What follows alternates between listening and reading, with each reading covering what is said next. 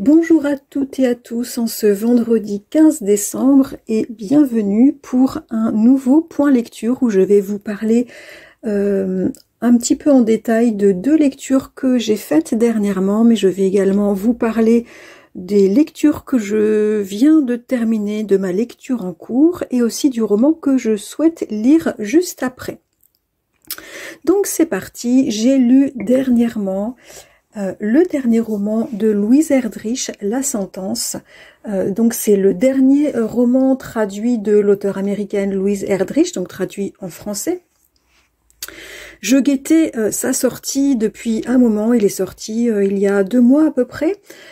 Voilà, je l'avais acheté et je l'ai enfin lu et il vient d'obtenir le prix Femina du roman étranger. J'ai découvert Louise Erdrich grâce à ma copine Lisa qui est fan de cet auteur, Lisa de la chaîne Lisa Giraud-Taylor. Je mettrai le lien vers la chaîne de Lisa en barre d'informations.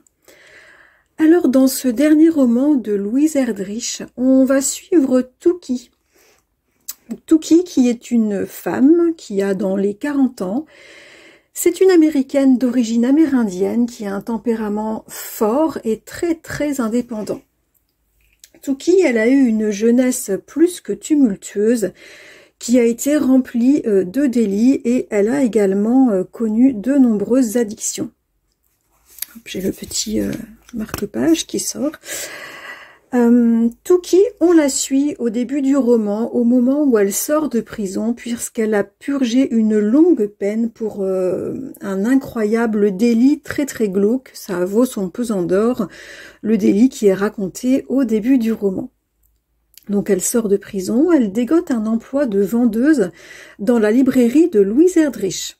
Parce qu'il faut savoir que l'auteure Louise Erdrich, elle possède en effet sa propre librairie qui est consacrée principalement à la littérature amérindienne et cette librairie se situe à Minneapolis, endroit où se déroule le roman.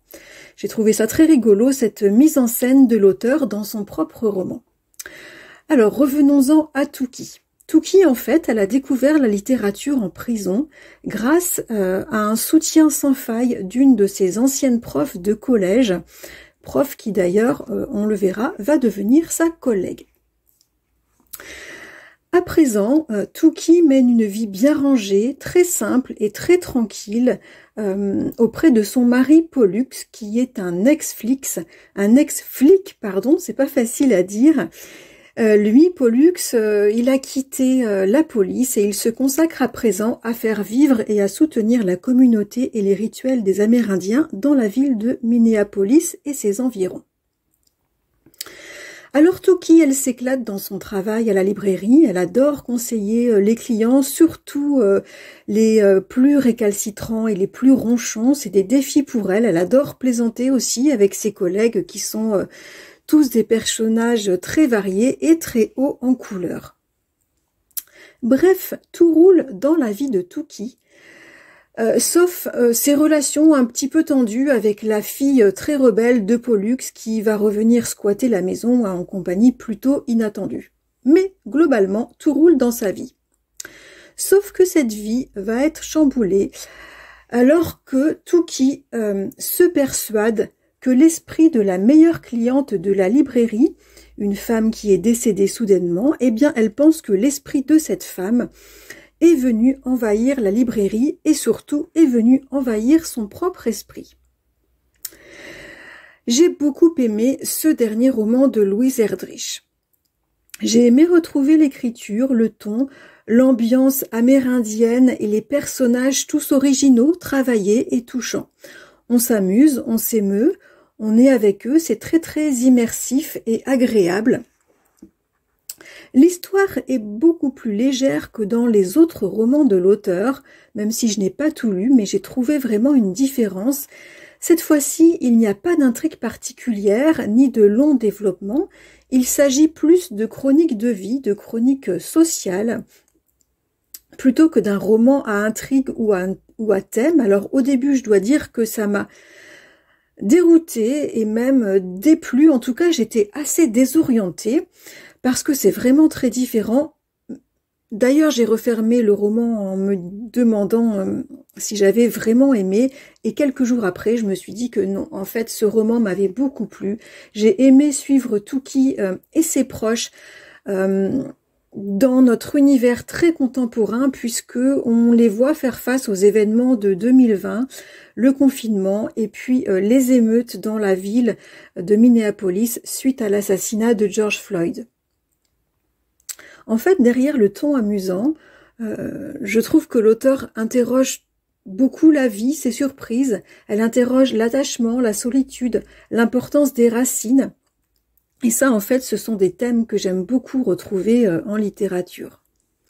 Et puis, ces personnages très variés m'ont plu. Je les ai trouvés très vrais. On sent que l'auteur a mis beaucoup d'elle-même et de ses proches dans ce roman.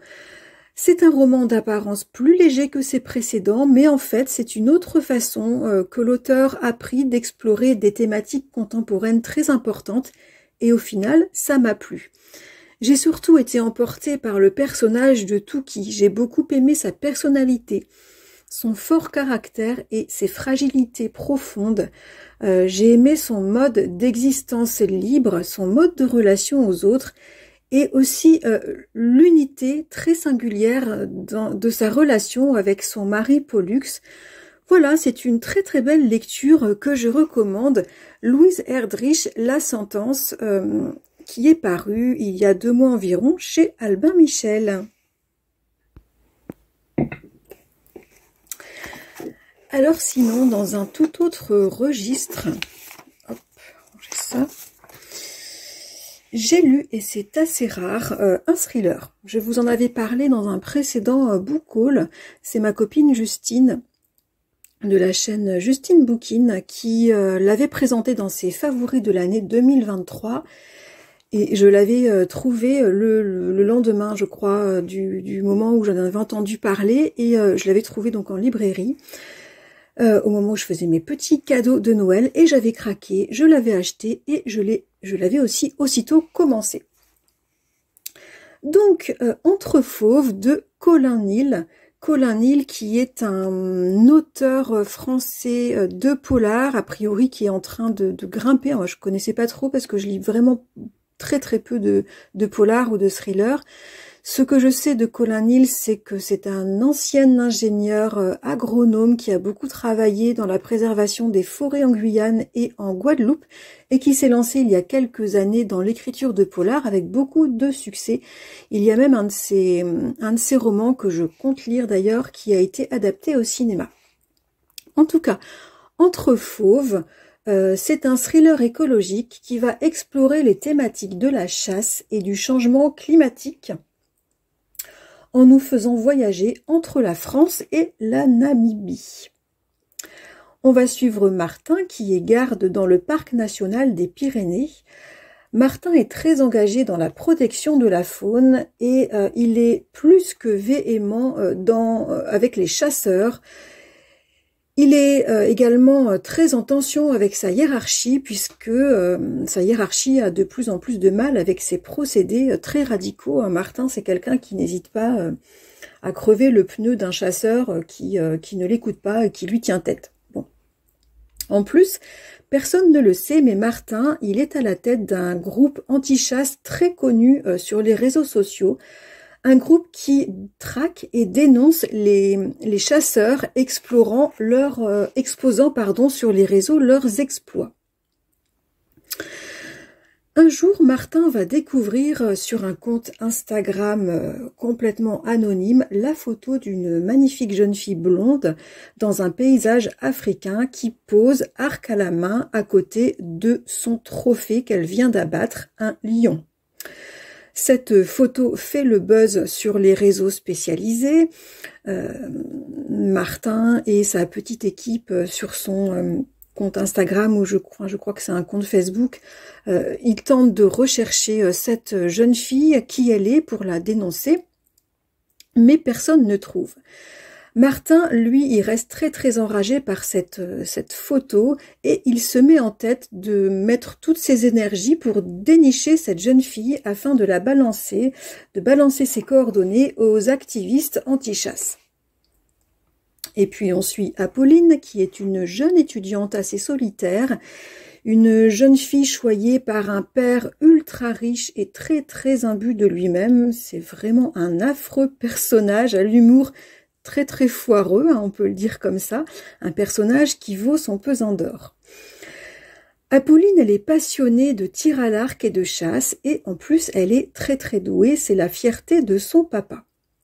Alors pour ses 20 ans, son père offre à Apolline un séjour en Namibie pour qu'elle prélève, c'est ainsi qu'on dit chasser, dans le jargon des chasseurs d'espèces préservées. Donc il lui paye un séjour en Namibie pour qu'elle prélève un trophée dont elle rêve, c'est-à-dire un lion. Il faut savoir que la famille adore la chasse et que leur petit manoir est décoré de divers trophées empaillés.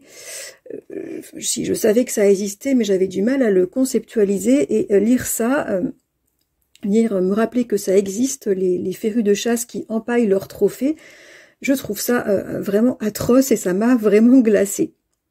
En tout cas, sur ce roman, on est sur deux temporalités différentes mais très proches, hein, des temporalités vraiment proches, et on va suivre bien la course entre Martin, on va suivre Martin qui traque Apolline, on va suivre aussi Apolline qui traque son lion en Namibie avec l'aide de guides touristiques spécialisés en chasse, parce que oui, on apprend dans ce roman que la chasse aux animaux préservés, c'est un tourisme de riches très juteux, un sacré business, et ça aussi c'est glaçant.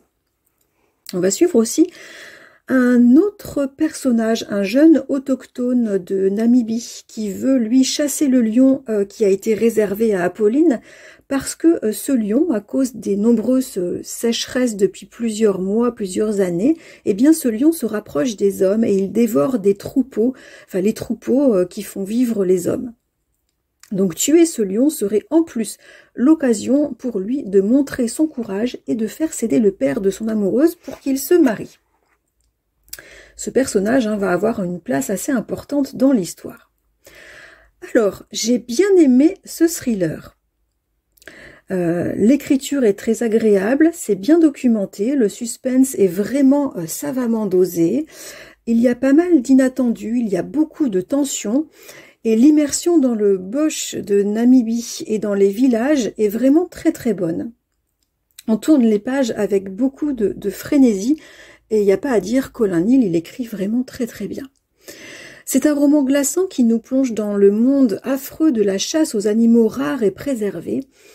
Les messages sur l'extinction animale, sur la folie liée à l'argent, sur le dérèglement climatique sont très intéressants, bien documentés, sans pour autant que ce ne soit envahissant et que ça ne prenne le pas sur l'histoire, c'est vraiment bien dosé.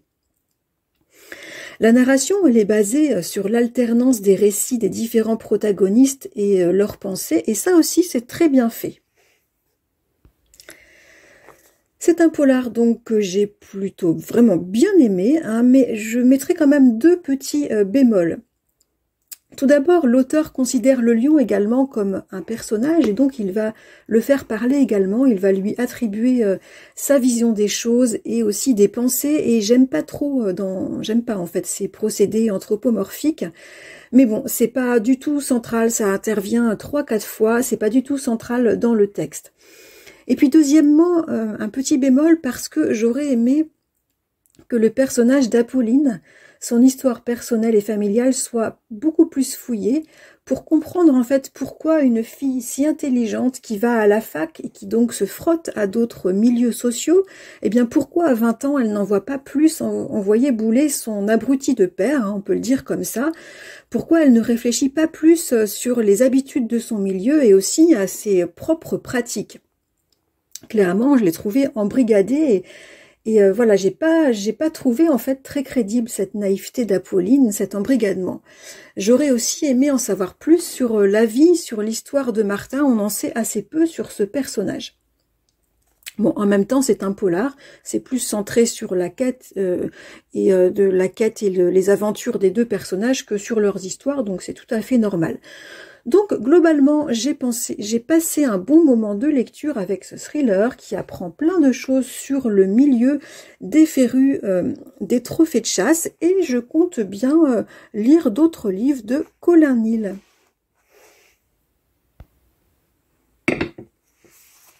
Au niveau de mes lectures récentes, j'ai terminé hier Le Grand Monde de Pierre Lemaitre et j'ai beaucoup aimé suivre les aventures de chacun des membres de la famille Pelletier. Dans les années entre 1945 et 1950, c'est plein de rebondissements, de découvertes, de petits et grands secrets. C'est très bien écrit, c'est très bien mené, c'est aussi beaucoup d'humour. J'ai aimé retrouver la plume de Pierre Lemaitre. C'est pas un gros coup de cœur, mais vraiment j'ai bien aimé et j'en parlerai plus en détail dans un prochain point lecture. Du coup, en ce moment, j'ai débuté hier soir un livre que je vous avais présenté la semaine dernière dans le dernier book haul. Donc, c'est un roman d'Anne Philippe, Les Rendez-vous de la Colline, qui est un roman paru en 1971. Et j'apprécie beaucoup ce très court roman hein, qui est centré sur les échanges entre une mère et sa fille qui a une douzaine d'années. On suit les réflexions de chacune, on devine les mystères de leur vie, le poids de la guerre que l'on sent encore bien présent. Bon, pour répondre à Nathalie qui m'avait laissé un chouette commentaire sur la précédente vidéo book haul, eh bien oui Nathalie, j'apprécie beaucoup cette lecture et je vais bientôt l'avoir terminée parce que ce livre fait à peu près 150 pages et il m'en reste une quarantaine, donc je vais le terminer ce soir sans doute, mais c'est un livre très intéressant sur la réflexion de ces deux femmes, une jeune femme et sa fille sur la féminité et sur la vie de façon générale. Ensuite, parce que très vite il sera terminé celui-ci, je pense que je vais enfin attaquer le dernier roman que je m'étais offert au moment de la rentrée littéraire, La Foudre de Pierrick Bailly. J'en ai lu beaucoup de critiques élogieuses et là, ça y est, cette fois-ci, j'ai envie de l'ouvrir. Donc, je pense que ce sera ma prochaine lecture. Et bien voilà pour ce point lecture. N'hésitez pas à me dire si vous connaissez ces auteurs, si vous les avez lus ou tout simplement ce que vous êtes en train de lire en ce moment. C'est toujours un grand plaisir d'échanger avec vous en commentaire. C'est dans ce but-là que j'ai créé mon blog et puis plus dernièrement eh bien cette chaîne YouTube. Donc merci par avance pour, merci déjà pour tous vos likes, pour toutes vos vues et pour tous les commentaires. Ça fait vraiment très plaisir. Je suis très contente que cela vous plaise. Je ne sais pas si j'aurai le temps de refaire un point lecture avant les fêtes de fin d'année. J'aimerais bien, mais je n'en suis pas sûre. Donc, au cas où, je vous souhaite par avance un très bon temps de Noël, de très belles fêtes de fin d'année. Et je vous dis à très bientôt.